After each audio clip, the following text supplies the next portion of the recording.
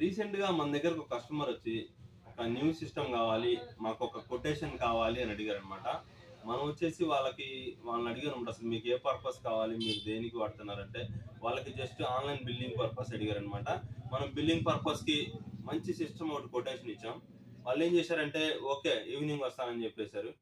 Okay అని చెప్పాం. వాళ్ళేందంటే next ఇంకో వేరే షాప్‌కెళ్లారనమాట. అక్కడికెళ్ళి మాకొక న్యూ సిస్టమ్ కావాలి, కొటేషన్ కావాలని చెప్పారు. వాళ్ళు ఇంకొక కొటేషన్ ఇచ్చారు. మళ్ళీ వాళ్ళు ఇంకొక మూడో షాప్‌కెళ్లారనమాట. అక్కడ కూడా ఒక కొటేషన్ తీసుకున్నారనమాట. సో, వాళ్ళకేందంటే 3 షాపుల్లో 3 కొటేషన్ ప్రైసెస్ డిఫరెంట్‌గా ఉన్నాయి. వాళ్ళకి ఏం అర్థం కాక ఏం చేశారంటే, నాలుగో షాప్‌కెళ్ళి ఈ 3 షాపుల కొటేషన్స్ వాళ్ళకిచ్చారనమాట. ఇదిగోండి మాకు ఇంతకన్నా బెస్ట్ ప్రైస్ కావాలి అని.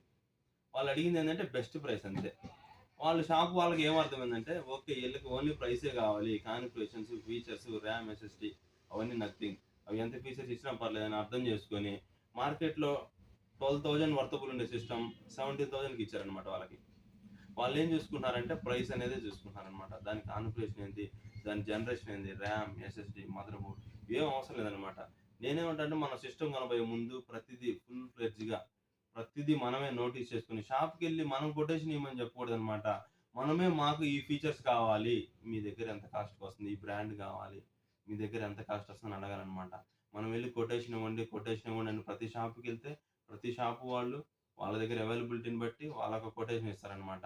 మనం చూసుకొని ఏది ప్రైస్ తక్కువుందో అది తీసుకుంటే 1 ఇయర్, 2 ఇయర్ తర్వాత మళ్ళీ కొత్త సిస్టమ్ పర్చేజ్ చేసుకోవాలనమాట.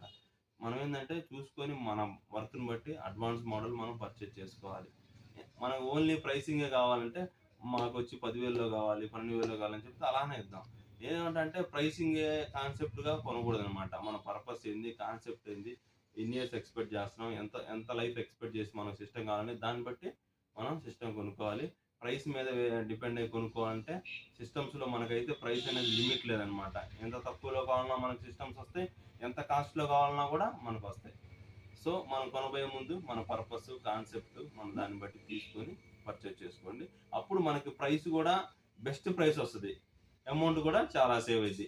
మనం కొటేషన్ చేయించుకుంటా ఉంటే ఎక్కడో ఒక చోట సో, అయిపోయిద్ది మనకి.